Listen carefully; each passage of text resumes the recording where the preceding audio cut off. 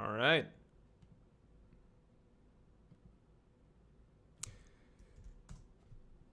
It's a pretty late night stream.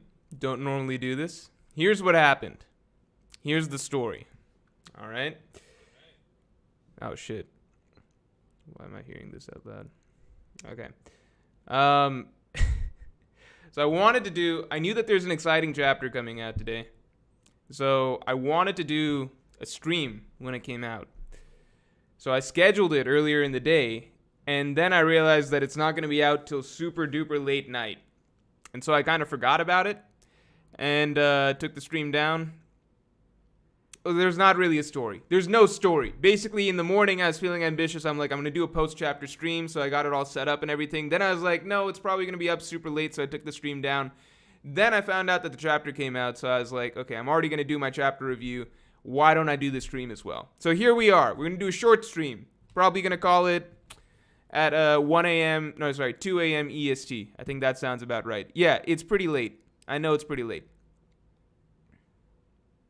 Ivan back from the card shop says, the fuck is this time? All right, here's the news that I have straight from the mouths of TCB themselves. All right, so this is straight from the source, okay? Here is what they told me. Supposedly, their goal from here on out is to try to get chapters out by 11 p.m. EST every Thursday. That is their goal from here on out. So that is roughly when we can expect chapters. So that's doable. So I can do Thursday streams. If it's an exciting chapter or something like that, like this one is, obviously, then I can do Thursday night streams, 11 p.m. EST. That's not too late. I know I'm super duper late. Yeah, I know it's 1 a.m. Well, they were wrong on their time as well, okay? So it's not all me. It takes two to tango, okay? They were wrong on their estimate, so I was, that kind of moved some shit around. Anyway, the chapter was good. This was a fun chapter. This was a fun chapter to read. This was like one of those chapters that it almost feels like fan service because we get to see, this feels like stuff that you only see in something like a movie like Stampede. By the way, I watched Stampede. Stampede's a fun time. I like Stampede too. I've come around to the One Piece movies. They're not all bad. Again, as long as you don't treat them as, if you know what you're in for, right? Stampede's just some fun fan service or whatever. This chapter felt like some fun fan service. It was just Crocodile and Mihawk shitting on Buggy for like 15 pages. It was great. This is just... What more could you ask for out of Cross Guild? I was worried that we wouldn't get to see much of Cross Guild. I was worried that, it's something that we get some glimpses of, or maybe like a brief little snippet of how it was formed. But I like that Oda's treating this guild seriously. I did not expect us to get a full chapter establishing what happened here. I was not expecting this at all. Gulad Abdi says, I have a 9-to-5 man, and yet you're here. So what does that say about you? Watch Strong World next. While I was at DreamCon, right? So there's the B&B that all the guys are staying at, JD, Dritz, Brago some of the days, I think Braga stayed at a different B. The B&B that everyone was staying at, right? Strong World was on in the background one of those days, so I caught a lot of glimpses of Strong World. I did not keep track of the story or anything like that, but I think I got the gist of what happens. Everybody liked the stream. TCB, oh no, TCB, TCB heard me throw him under the bus. TCB says, yeah, sorry for the delay, lol, might have noticed, very wordy chapter. Look, man, it's nothing personal. I just need to shift blame off of myself to somebody else. I didn't know you were here. I wouldn't have said it. Who's somebody else I could blame? The Arabians? The fucking Arabians who are the source for these chapters? Fuck those guys. Am I right? If they only got the chapters over to you all a little bit sooner,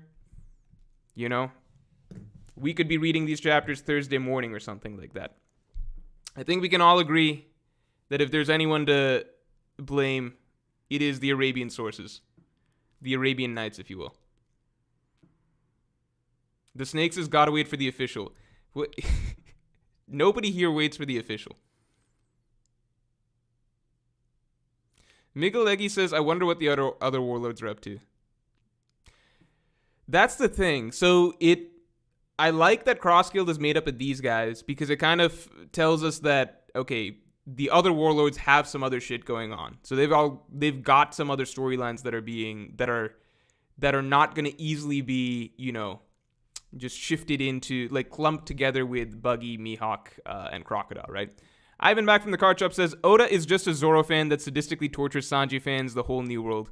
Also, I'm 7-4, so I gotta go. See ya, Ivan. Next time it'll be earlier, probably. Obviously, by the way, TCB got the chapter out like an hour ago. So I could have done it earlier. I just didn't see it because I was like, oh, chapter's not out yet. Okay, probably going to sleep. But then it did come out, so, Sheriff Lafitte says, what do you think the purpose of Cross Guild is in the story? Something for Luffy to take down, a hype tool for the Marine/SSG. Dude, it might... So initially I did not think that there's going to be much of a purpose in the story for Cross Guild. I thought it's something that... It's like an organization that I think Oda is keeping around to keep the Four Emperors idea going, to give a place for figures like Mihawk and Crocodile to go to, and I figured it would play some sort of a factor in the final war.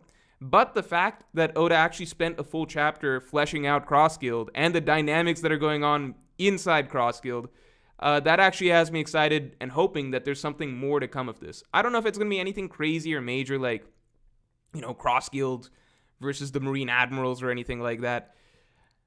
But I do wonder if Cross Guild, if it's going to play more of an impactful role in the final war than I expected. We know that Mihawk's going to fight Zoro at some point. So I do wonder if we're going to get a point where we do get to see the Cross Guild go up against the Straw Hats in general, or whether Zoro versus Mihawk is going to be its own isolated thing. Tom says, I don't want to start the stream with negativity. It started so positive too. All right, everybody, if the stream gets negative, you know whose fault it is. It is Tom's fault. But a while back, I theorized that Usopp would get 500 mil like Dressrosa, but now it feels undeserved. Yeah, the Usopp bounty is pretty baffling. Does anyone have any... What's everyone's headcanons on the Usopp bounty? Because the Usopp bounty never made sense to me. Why did Usopp get such a high bounty? It really, really doesn't make any sense to me. I guess you could say he sniped the Kibidongos into gifters' mouths, but does that warrant... It's like, no matter how you spin it, Usopp's not the main factor in that, right? So Tama's the one that actually gave, like, she's the reason that everybody switched, right? So Tama's the big factor there. Nami's the one whose idea it was, but I guess for CP0 who were monitoring the incident, they wouldn't know that per se. I just don't really get how Usopp got his bounty. You know what I mean? Vince says, will Sanji fans ever see the light of day? Look, Sanji has never had... He's never had the second highest bounty in the crew. Or, sorry, the third highest. No, he has. I'm sorry, I'm so mistaken. He briefly moved into third place. But in general, right, like, so when Sanji got his first bounty, 77 million, it was still lower than Robin's, right? So when Luffy, Zoro, Robin, then Sanji. Then later on, we got the Dressrosa bounties, and again, Sanji's still behind. He's behind a lot of characters at that point, right? Zoro, Jinbei, but also Usopp, etc., right? Whole Cake Island, that was when he slipped into third place, which is his rightful spot for the first time. But I guess Oda just didn't want... It's honestly baffling, too, why Sanji doesn't have a higher bounty. Because Jinbei had 400 mil, and Sanji had 330, right? What Sanji does, it's just like Jinbei didn't do much in the war. He took out Who's Who. So it doesn't really make sense to me. Like, taking out Who's Who, why does that warrant such a big bump up for Jinbei?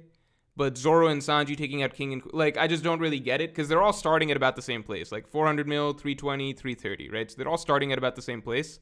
Then Zoro and Sanji do some significantly more important stuff. Zoro also has got Roof Piece on his back, right? Jinbei kind of just strolls in and takes out Who's Who, which is not that big of a deal in the grand scheme of things.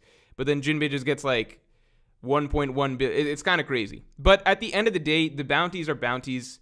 We all know that the bounty system, it just doesn't make a lot of sense.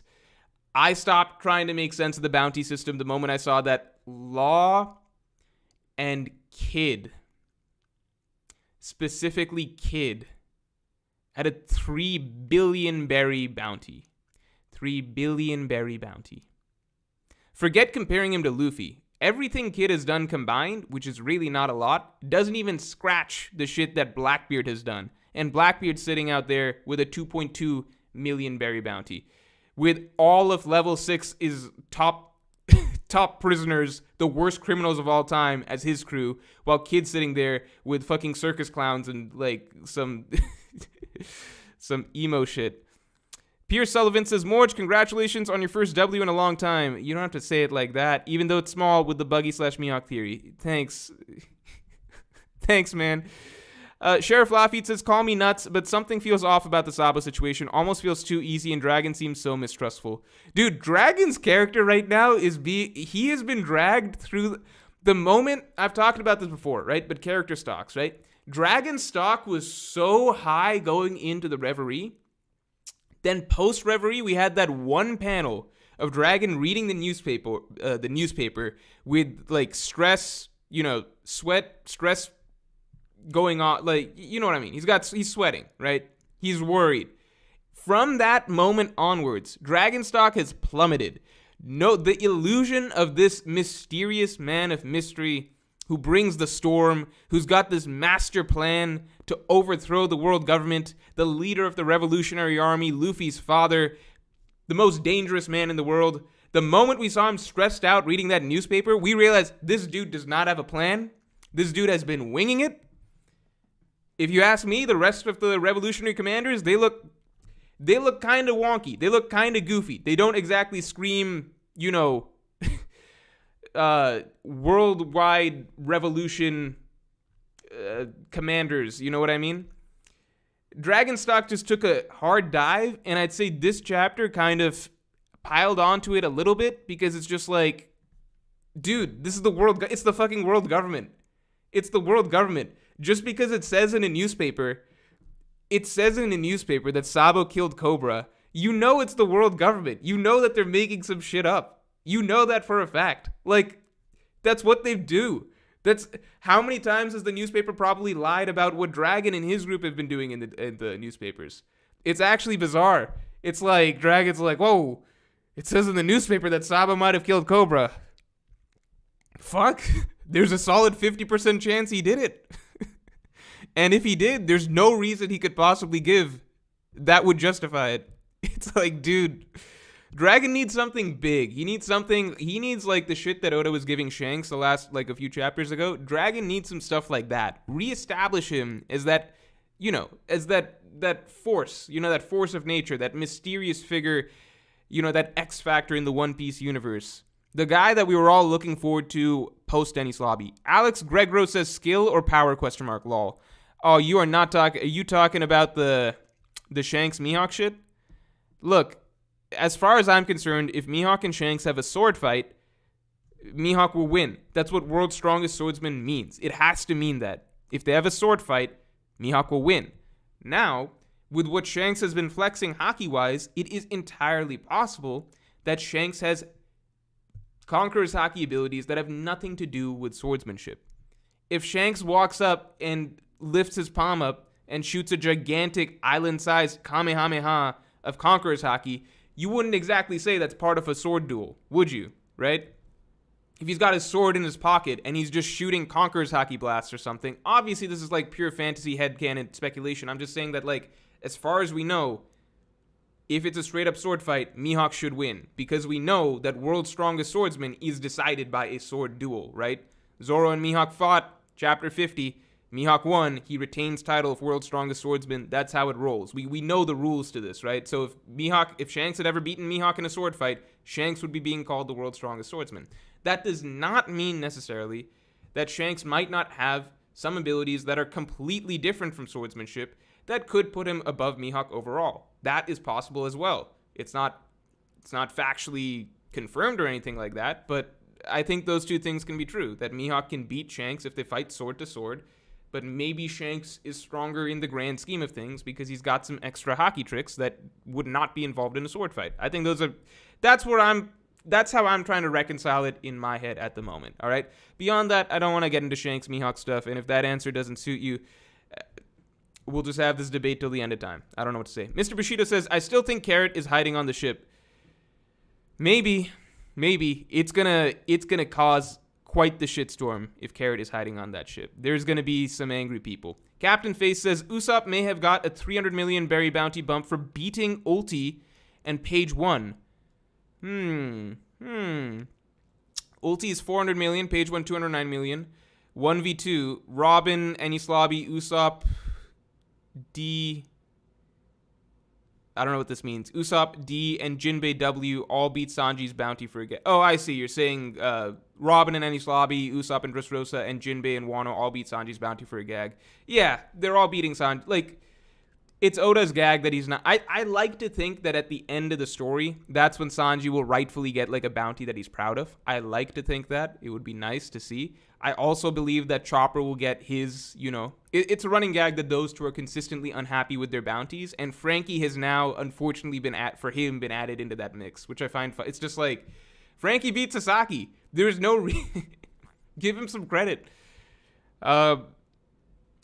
Anyway, those three, I like to believe that they'll have satisfying bounties at the end of the story. Where are we at?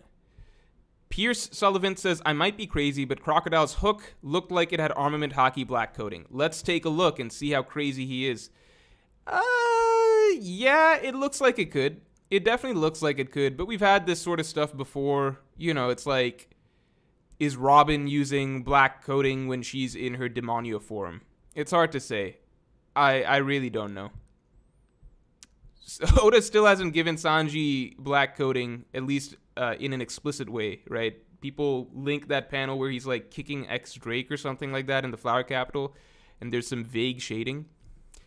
Oda's weird with when he chooses to show black coating or not. J.K. Kane says, do you think that Frankie's bounty picture being the Sunny will come up later as something important? It could. I mean, Sanji's bounty poster being what it was, post Enies Lobby, that ended up being important in a major, not in a major way, but it became a relevant plot point, the Rosy Life Riders. It's still hilarious to me that whole thing was a mini arc on its own. That's crazy. Nerve AMV Maker says, Shanks fans are having a meltdown. Shanks fans they should not be complaining about jack shit right now, all right? You had like 3 chapters in a movie to get your Shanks, your Shanks circle jerking off, right? You had your time, okay? Go watch Film Red. If you're a Shanks fan that's upset about this chapter, go watch Film Red. There's a whole movie out there for you. You have nothing to complain about. Get out of here. Like, how much more do you want? Sheriff Lafitte says, as an old One Piece fan, it's weird to see Nami with a 300 million berry bounty. It makes sense given how important she is, but wow, how far they've come. Yeah, Nami, it's kind of crazy. It's like 300 million was huge. Like, Luffy getting that 300 million berry bounty back after Enies Lobby, that was huge. Like, that number was astronomical. I think that was the second highest, I think, but behind Doflamingo, I think, that we knew of at that point in time. It was insane. Doflamingo's former bounty was 340 million berry. And now Nami's running around with, what does she have exactly? Let's see. 300. Nami's current bounty is higher than Doflamingo's former bounty. That's crazy. Her current bounty is higher than Luffy's was after Enies Lobby. Her current bounty is almost as high. This is so crazy.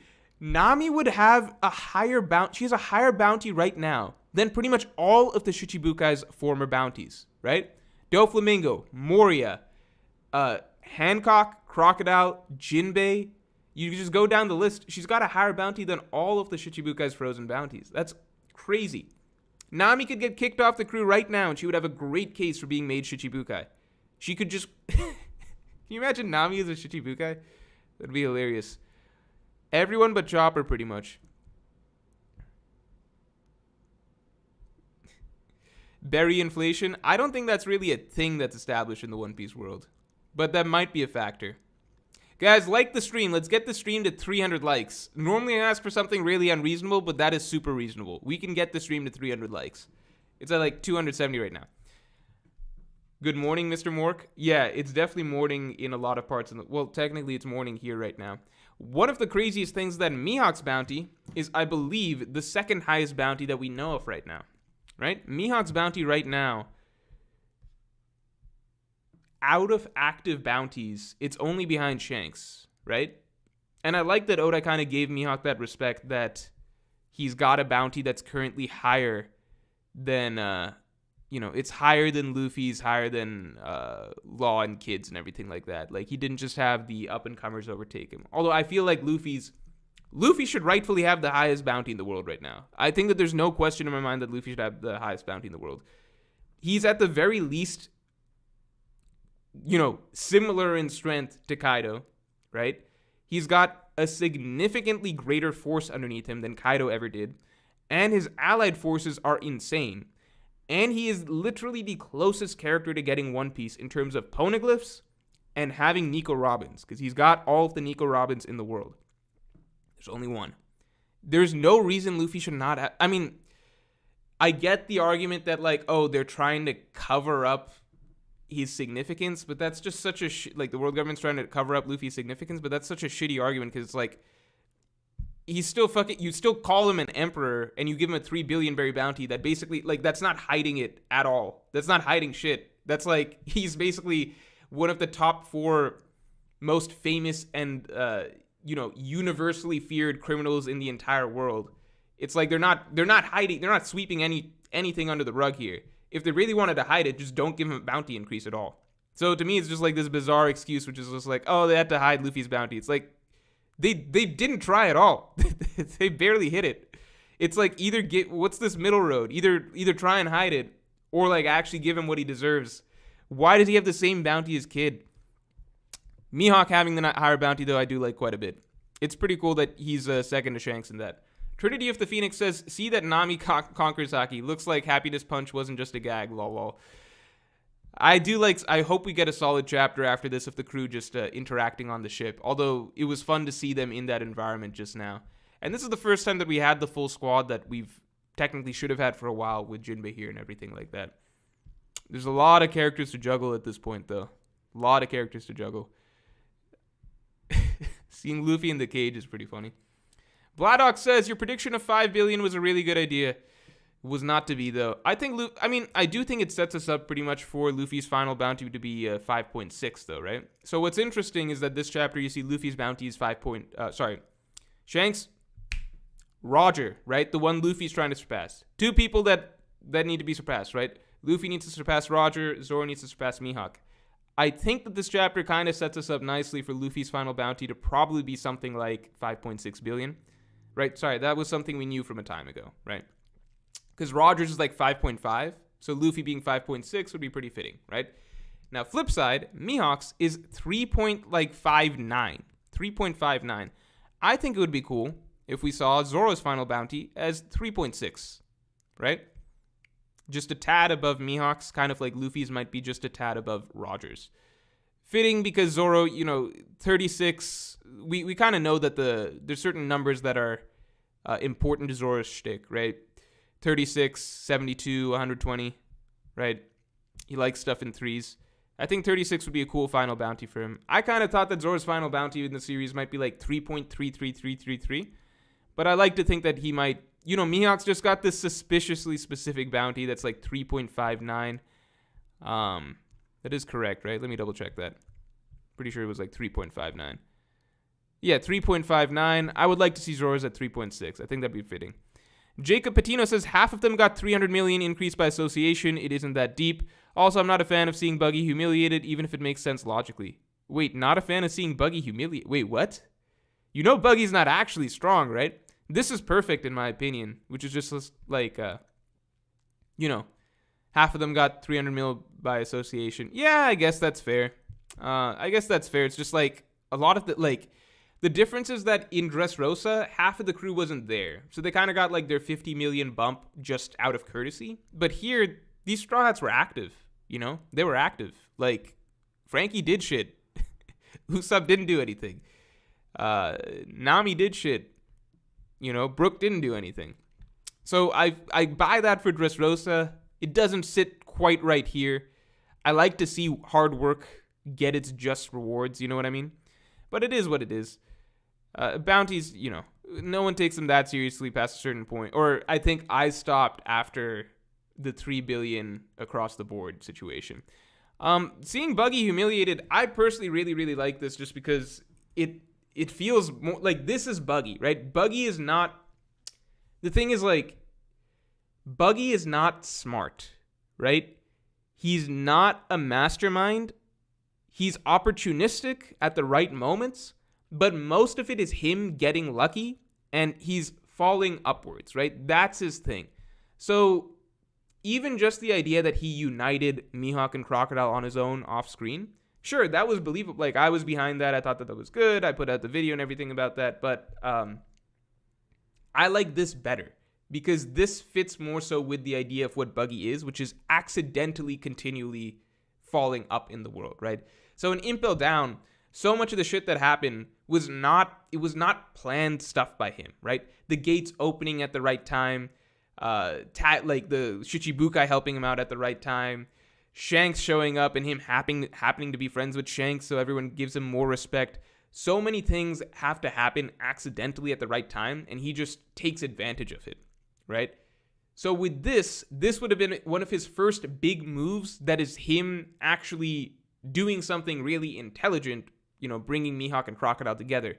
Which, sure, we could buy that, but what actually happened, in my opinion, fits a lot better, which is that, no, Buggy didn't do shit. He was fucked, the same as we saw him last time, because he's not actually a smart guy, right? He's just a very lucky guy. He's just a bumbling, opportunistic idiot who bumbles his way into better fortune. So he has to go through some shit, but he always, through sheer luck and chance and circumstance, ends up on top. I like this a lot better. It doesn't change his character into some very clever figure. It doesn't have Mihawk or Crocodile kowtowing to him. He was fucked. They threw him a bone. That bone, turned into something that none of them could have imagined just because the Marines misinterpreted a poster that was put out about Cross Guild.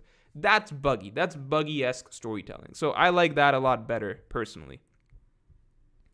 Akash Panda, I feel like I haven't seen you in a bit. Zoro, Ender Story, 3.6 bill. Yeah, because 36-pound cannon, and Mihawk, 3.59 bill. I think we just talked about that, but I'm on board, 100%. 100% on board with that. One sec.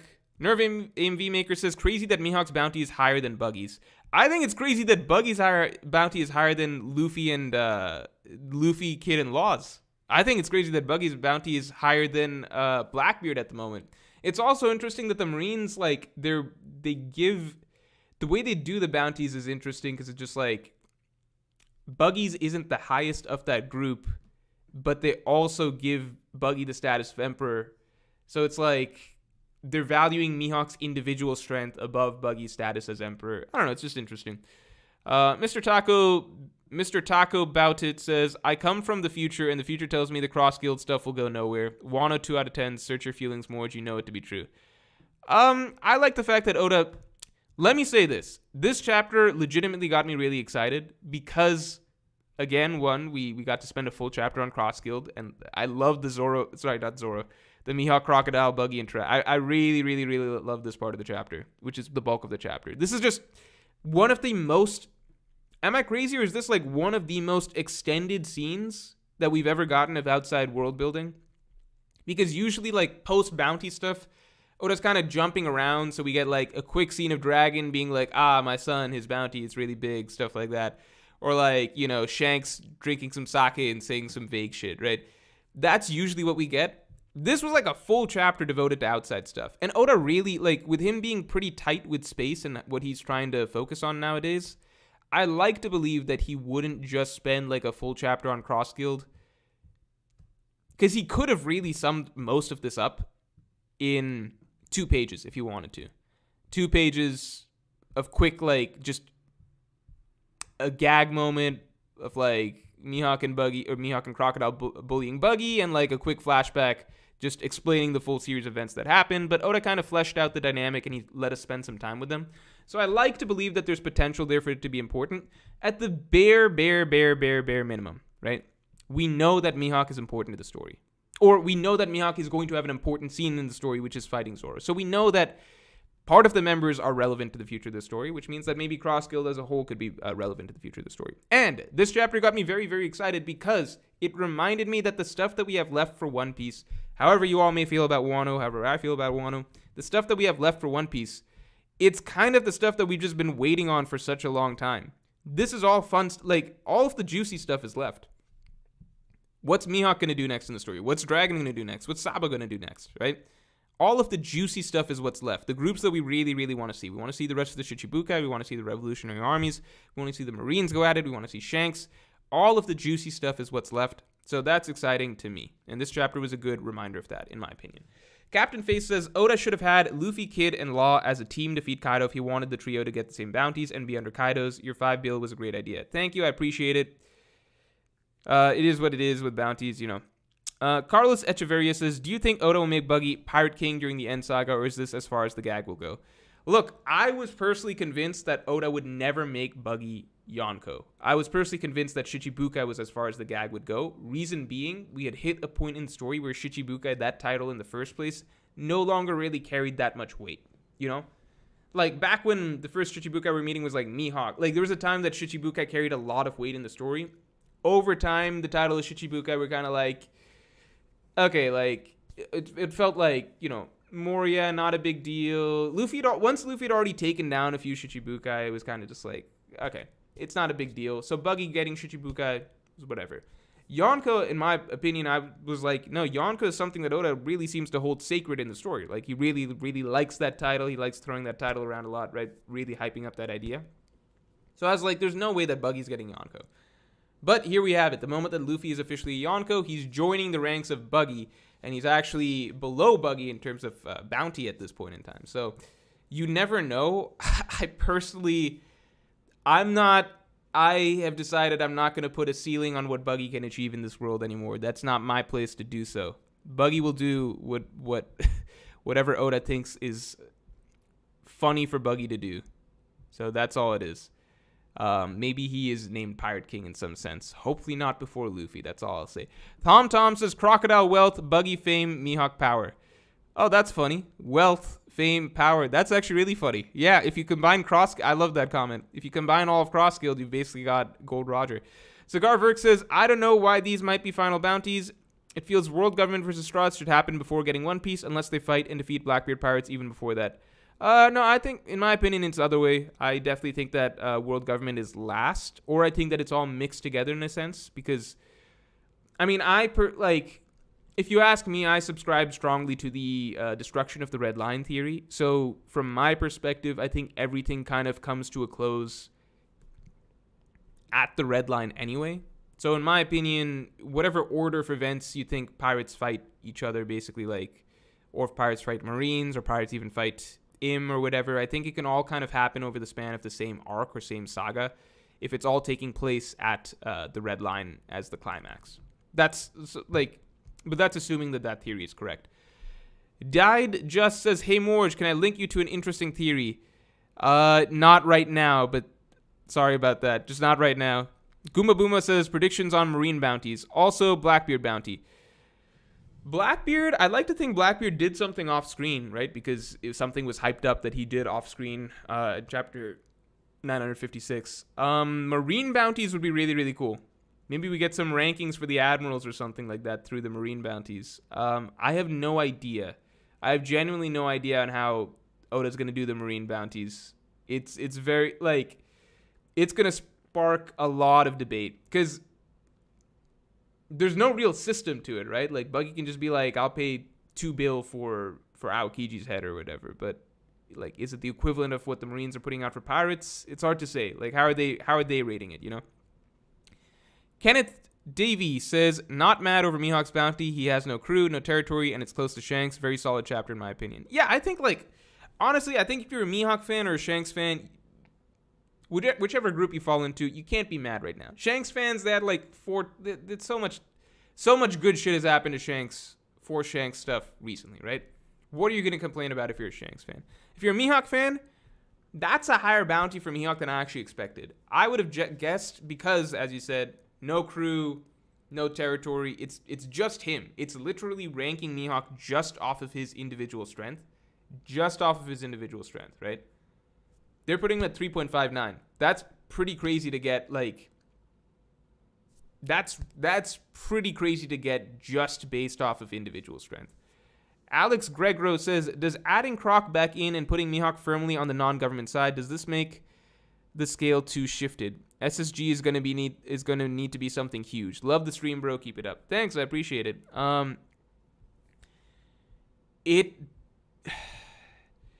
Look, the Marines are still individually stronger than any pirate group, right? The Marines are still going to kick the ass of any pirate group that tries to go against them individually.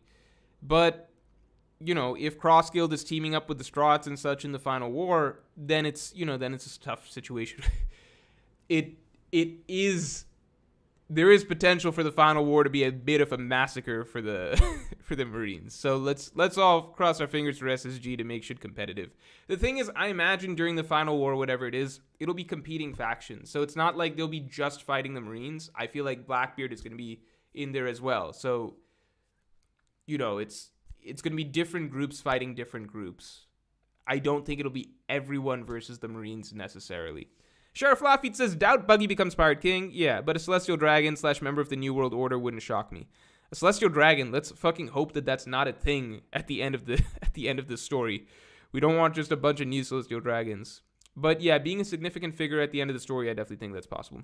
Feels upwards yet again. On the flip side, it'd be interesting if we see like Buggy's story being like rags to riches and then back to like started from the bottom, get to the top, and then back to the bottom again. I think it'd be hilarious if he ends up just back at square one with his OG crew and having lost everything. But I doubt that that's going to be the case.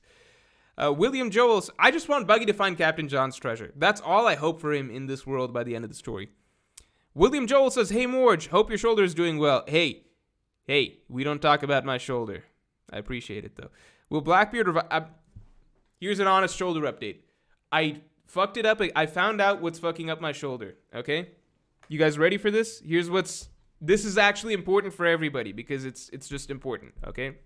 It'll help save you shoulder pains in the future. A lot of it is me holding my phone like this, okay? It's the saddest thing in the world. But actually just holding my phone like this for long periods of time hurts my shoulder, okay?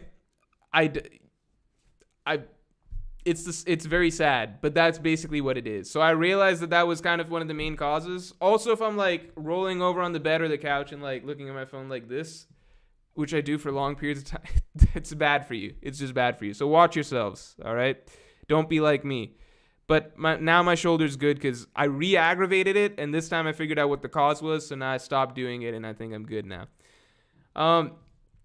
Will Blackbeard revive the Rock's crew? Kaido, Big Mom, and Weevil, then go against a Luffy and a Kainu team up. I mean, that'd be pretty wild, but I don't think... I think Kaido and Big Mom are kind of tapped out, right? They're dead / in a coma / I don't know. I don't want to talk about Kaido and Big Mom. Their situation is just so whack. Fontigo says, did you see that Shimotsuki Yoshimaru's official hair color is freaking blue? He looks so much like Zoro that it makes me lose my mind. Dude, I don't fucking get it. Why include Why include it? Why include Zoro's fucking grandpa for no reason? Max Marihan says, where do you think the next arc will be? I mean, I initially thought Elbaf, but I think that there was some... This might be confirmed or not, some interview or SBS or some note that Oda dropped that said something like the Strats are going to like Sphinx Island next or something like that. I might be totally off on that. But I mean, my guess would have been Elbaf. Mr. Taco About It says, how can Buggy afford to pay to hunt Marines? Because that's what he's been doing. It's been like Buggy's collections agency or something like that for the longest time, right? Like, he's been running an organized crime business. So he's got the cash. I'm surprised Crocodile doesn't have a lot of cash. Well, no, Buggy owes Crocodile cash. Yeah, how does this even make sense? Buggy owes Crocodile cash, but he's putting out bounties to hunt the Marines.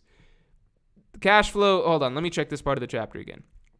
Where is the cash flow coming from? Where is the cash flow coming from? I'll work twice as hard to pay off my debt. Okay. I'm not going to reread the whole chapter right here, but it's a little vague right there. It doesn't really matter. They have the cash, all right? Cigar Verk says, if all happens at the same point, why there will be a bounty increase, okay, you're saying why will there be a bounty increase? Because the whole world government will be defeated, etc. Because it depends if they're still labeled pirates. So the world government, okay. So first of all, with the world government, right? Maybe the bounty increase happens before the final war. Entirely possible. 100% possible. 1000% possible. I'm just saying this, which is that TCB said Luffy defeated 2 billion Crocodile back when he had a 30 million bounty. Let's just look. Crocodile we can discuss his strength and stuff like that at another point. He wasn't too Bill Kroc back then. Let's just say that. That was Kroc as a shell of himself. This is Kroc back in business, probably gotten stronger than before and stuff like that. This is a different crocodile, in my opinion. But as for the timing of the bounties, so one thing that was definitely established was that the revolutionaries are not trying to take down the world government. They're trying to take down the celestial dragons. The revolutionaries, they actually specifically said their plan is not to destroy the world government. So it's to reform the world government, because you do need a government at the end of the day. They want to get rid of the celestial dragons. So assuming that there is a new government, but just a better government after this, it depends on how Luffy and company kind of like want to like come out of the whole conflict, basically. Like, are they viewed unanimously across the world as heroes? Are they viewed like with mixed opinions and perspectives? Like, not everybody sure. Like, some view them as heroes, some still think of them as criminals who happen to be involved and stuff like that. You know, there's a lot of ways that it could be spun. If they're not forgiven for their history of crimes, basically, by the new world government, then they would still be labeled pirates. And I think Luffy would like to end the story still as a pirate, and not as a hero. But, you know, at the same time, maybe they are just forgiven for everything and they're considered heroes. So I guess there's two ways that, you know, it could play out, which is basically either A, they are viewed unanimously as heroes, therefore no bounties or anything anymore, or B, New World government still has to consider them pirates, even though many consider them heroes. It's just one of those One Piece type things where, like, some consider them heroes, some consider them pirates, whatever. Therefore, they would still have new bounties at the end of it all, and then therefore the final bounties would be after the final war. You know, there's possibilities both ways. I don't think it's impossible that they have bounties even after the final battle, you know? Dabilaro Ali says, Sengoku had to be livid seeing how much effort Mihawk put in Marineford. Yeah, dude, I've gone on rants on this enough times in my streams about how terrible of an investment the Shichibukai were on the world government's part. An absolutely abysmal investment. They only have one, like, they get free reign to do absolutely everything. Absolutely everything, right? No Marines hunt them. They're free to just hunt and chase pirates as they want. They don't have to show up to meetings. God knows the world government calls meetings for the Shichibukai, expecting them not to show up. That's wild. They literally, like, you remember after Crocodile was defeated, that Shichibukai meeting that happened? They called a meeting demanding all the Shichibukai, who are basically their employees, to show up. And they organized this whole meeting, expecting basically none of them to show up, except for Kuma, who's their fucking mindless automated robot who basically has to show up because they control his brain. Obviously, Kuma wasn't full cyborg at that point, but they were already putting the work in, right? Like, he's basically he's basically literally world government property at that point. They're like, yeah, we'll call this meeting, but we know only our fucking robot's gonna show up. Oh, look at that. Doflamingo showed up and Mihawk showed up. Well, this is a win. We got 3 out of 7. That's amazing. So they call these meetings for no reason. They treat the Shichibukai like they're the most important thing in the world, right? They give the Shichibukai max respect. They get to do whatever the fuck they want. No one messes with them. In the meantime, these Shichibukai are off doing ridiculous things, like trying to unearth ancient weapons and destroy the world, aka Crocodile, or enslaving, you know, entire islands, Doflamingo, right? It's just, it's ridiculous. And their only job is to show up one time over 20 years. They just have to show up once. Just one time. To do what? To do the only thing that they were fucking created to do, which was fight a Yonko. And they don't even fucking do it. They just sit around and laugh about shit, and Mihawk swings his sword once, and then he cuts a tidal wave, and then he says, okay, well, now Shanks showed up, and I don't want to fight that Yonko. Bitch, you're supposed to fight every Yonko. You were signed up to fight all the Yonko. It wasn't in the contract that you get to pick and choose which Yonko. That defeats the entire purpose of the Shichibukai. So Mihawk's out, right? Boa Hancock, she not only does she not contribute to the war effort, she counteracts the war effort, literally turning Marines and pacifistas to stone and destroying them. You know how much pacifistas cost? A fucking battleship's worth. A single pacifista has the same cost as it takes to make a battleship. She's basically destroying God knows how many millions of berries of company property over the course of the Marineford War, and then she doesn't even quit. She's just like, I'm just gonna keep my job. Lets Luffy get away, actually She protects Luffy at her island post Marineford. Jinbei quits. Jinbei's not as bad as Mihawk. No, Jinbei's worse than Mihawk. Because, again, Jinbei's only job, the only thing he was signed up to do, what are you supposed to do when you're Shichibukai? You have to fight a Yonko. Yonko shows up. Oh, I don't want to fight this Yonko. I'm sitting this one out. You don't get to do that. The Shichibukai are such pieces of shit. It's crazy. It's absolutely absurd. Doflamingo, there's nothing that needs to be really said there, right? He's Doflamingo. The world government are fucking stupid as fuck. They signed up these 7 pirates. They're like, who came up with this idea? Who came up with this idea? They're like, someone was sitting in a room at some point and was just like, these pirates, they're really becoming a lot of trouble, especially these Yonko. And then some genius was like, oh yeah, I've got the best idea in the world. You know, the best thing to fight some pirates would be some other fucking pirates. And then somebody else in the room was probably like, wait, I don't know about the sound of that, right? Isn't the whole reason that we don't trust them and that we want to fight them is because they're pirates and, you know, they're bad guys, so maybe we shouldn't just, like, put them on our side because that's the whole point is that we're trying to eradicate them? Why would we have pirates on our side? They're like, no, these pirates, they're going to work for us, man. They're going to be an invaluable asset come time to fight these Yonko. Just trust me, okay?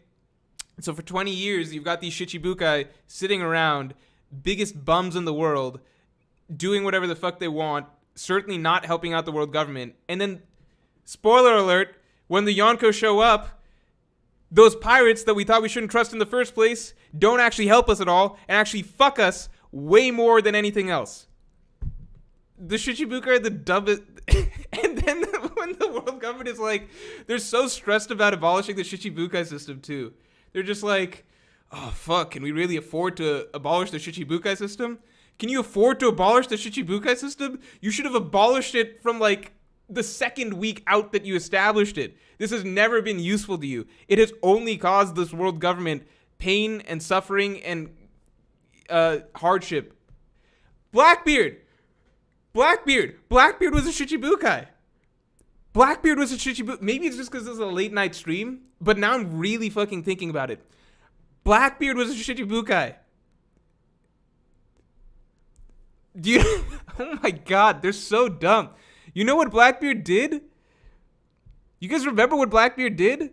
He signed up for Shichibukai for 1 week. He was a Shichibukai for 1 week just so that he could break open the world's worst prison, unleash all of the worst criminals in the world on the world, take Whitebeard's fruit. He orchestrated the whole Marineford War, so basically the worst war in pirate history, in the Great Age of Pirates, right? He caused World War II, essentially. And then he became a Yonko himself. So the genius move of, like, creating this special group of protected pirates to fight the Yonko, not only did they not fight the Yonko, they actually just work their way up to the ladder, betray the world government, and then go run off and become Yonko themselves. The SSG is definitely going to be more effective than the Shichibukai because fucking, like, Day 1 Kobe and Helmepo are more useful than the Shichibukai ever were. Cigar Verk says, on side note, I love the editing on Morj Unleashed. Let me shout out Morj Unleashed right now. If you guys like the streams, if you find the streams entertaining, go to Morj Unleashed. Let me pin this shit. It is the best Morj channel by far. I have too many channels at the moment, but Morj Unleashed is by far the best channel. It is entertaining in some people's opinions. It is basically all of the best highlights from streams. I think now is a good time to paste it. Long rant over. Let's talk about the chapter again. Enough of this. Serious business. Sheriff Lafitte says it's mentioned the underworld is chipping in for the marine bounties. Maybe those underworld emperors from Whole Cake Island return. Oh, man. The underworld emperors from Whole Cake Island, I would love to see them. And you know who else I would love to see? The underworld emperors from, I don't know if they're emperors, the underworld brokers from Punk Hazard. I swear that we were going to get to see some of them. The Pirate Hero, what's up, man? Hey, Morj, big fan. I'm busy on Monday nights for a few more months, but missing the streams. I will still be streaming most likely on Thursdays when there's a chapter, man. I've missed you as well. The other mods have been slacking, let me just say that. Did you like Jinbei's vibe with the crew in this chapter? I think we didn't get quite enough of it to establish a vibe, but, like, I think Jinbei's gonna slip in pretty seamlessly. He's not, like, a big personality, you know, so there's not that much room that needs to be made for him, I guess. Roxas Vanitas 1 says, is Moria legit the only warlord that did his job? Yeah, I've talked about Moria at length, plenty of times. He is the only warlord that does his job. He's actually the best Shichibukai by far. It's not particularly close. I talked way too long about the Shichibukai right there. I've lost whatever train of thought there was before this. Let me make sure I didn't miss any supers. I'll probably call the stream in a bit anyway.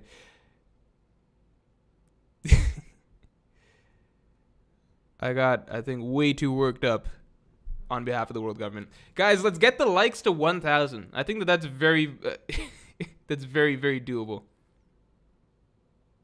Dio Brando says, Morj, you have misunderstood Yamato. She doesn't want to be exactly Odin, more like a great leader like him who is loved and respected by everyone. I think that you are giving her way too much credit. I think that is internally, yes, her deeper desire. Maybe not even necessarily great leader, right? I think the one thing that we can take away from Yamato's little backstory and everything like that is that she liked the idea that everybody else liked Odin, right? So what she really wants is to be welcomed by the people, right? She likes that idea. If you go back and read her interactions with Kaido basically, like, the thing he's poking at is that no one's ever going to accept you, you're the daughter of Hanoni, etc., right? And the thing that kind of triggered, like, stuck with her as a child is that everybody really seemed to like and admire Odin, right? So we can understand that that's her deeper desire, right? But she's not fully, like, what really matters is her herself getting to understand that that's what she actually really wants. What she has come to believe is that she just needs to be Kazuki Odin, because that is very literally what she says over and over and over and over again. And I'm kind of taking her at her word at this point. I think that she is not self-aware enough. There's no signs that we've had that she's self-aware enough that the Kazuki Odin thing is not as important as actually just being herself and seeing if she can be welcomed by the, by the citizens of Wano in that manner.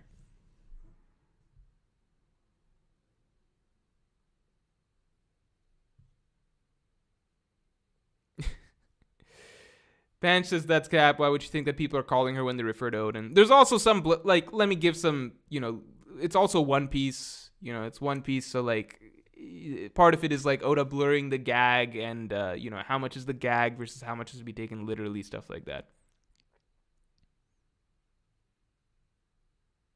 Buggy says Yamato's a 30-year-old woman with a 10-year-old's logic.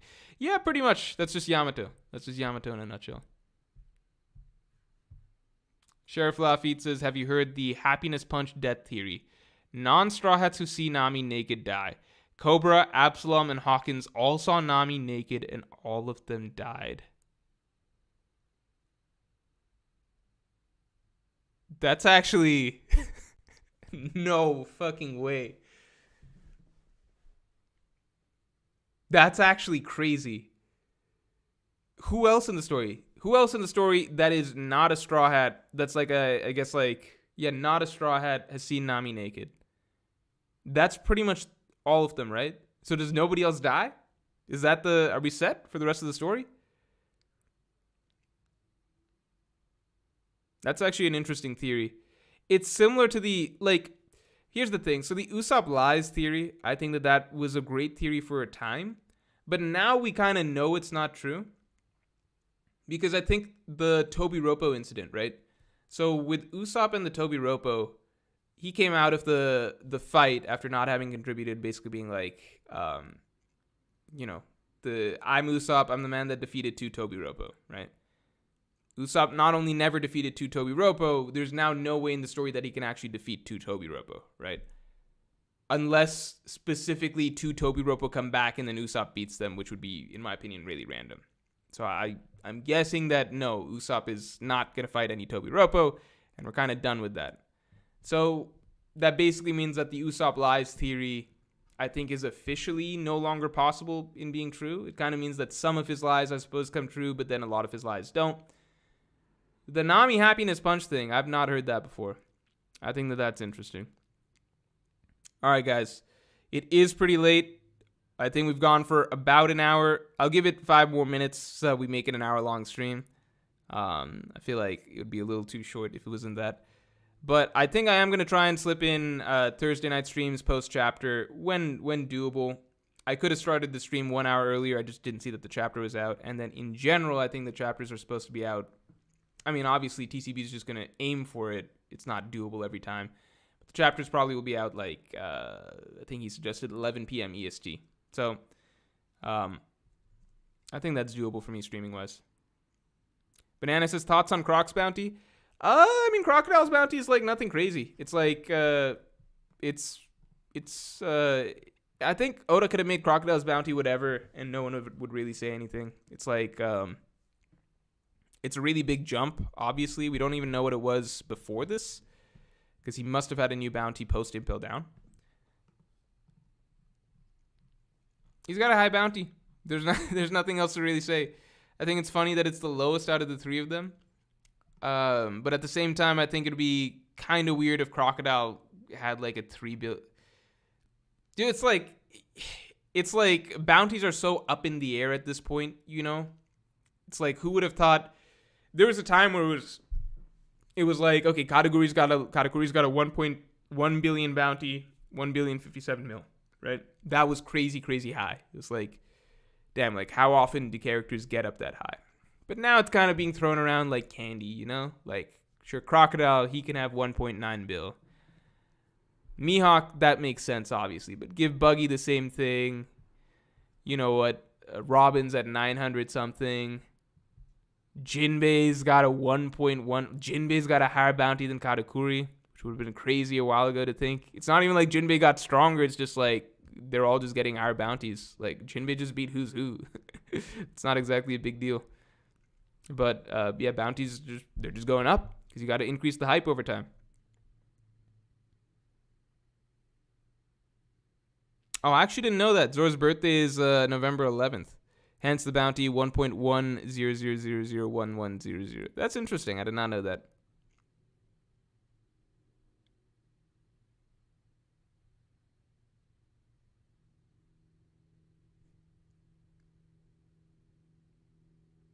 Usopp versus Buggy.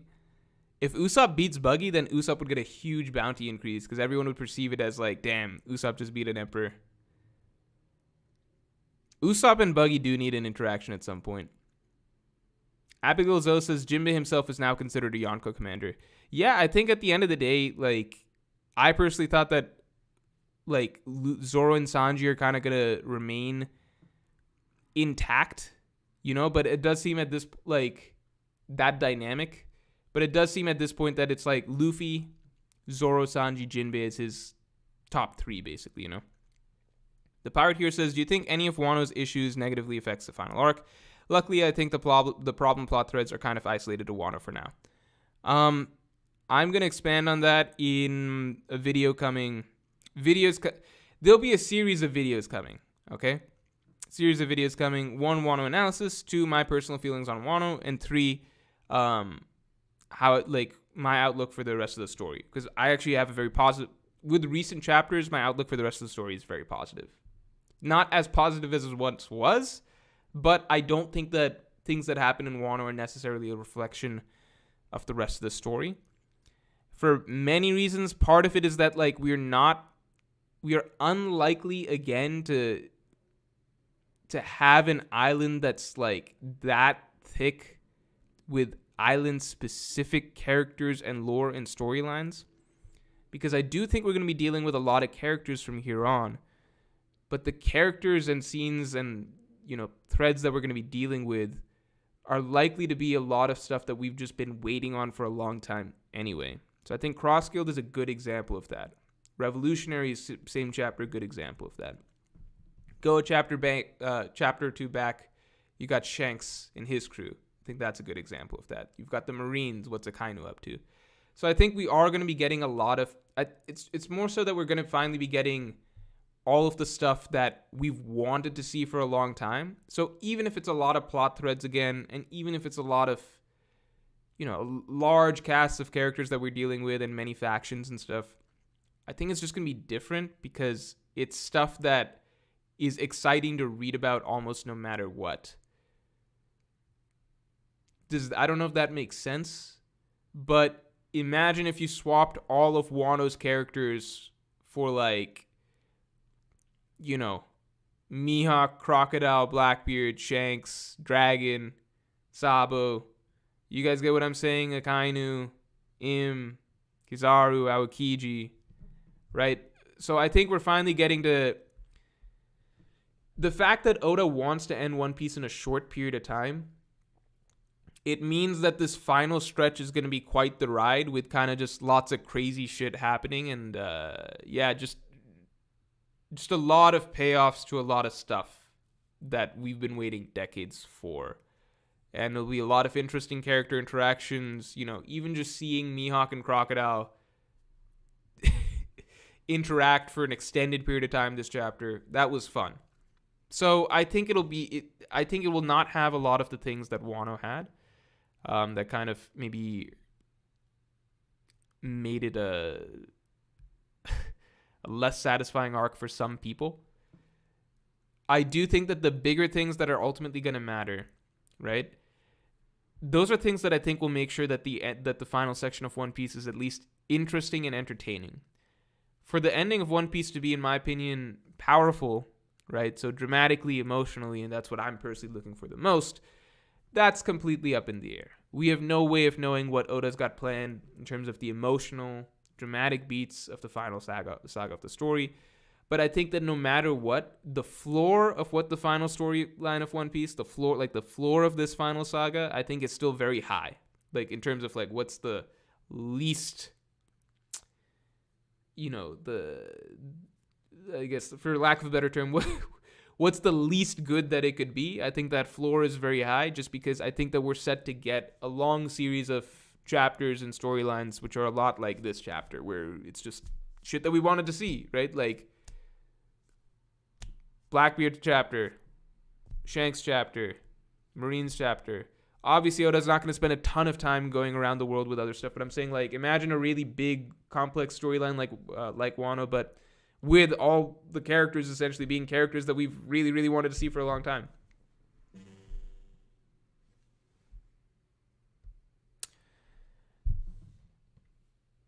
Do you guys hear that sound effect? Weird, something went wrong with my computer. Part here says, do you think any of Wano's... No, we covered this. Flame Emperor says, I want a Buggy and Caesar collab / interaction.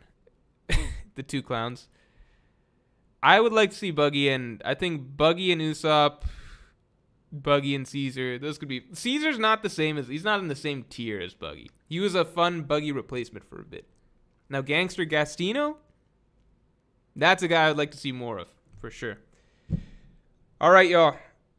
It's been an hour and some change. Again, we'll probably try and do more post-chapter streams, so this is not the last of it. But yeah, I will talk to y'all later.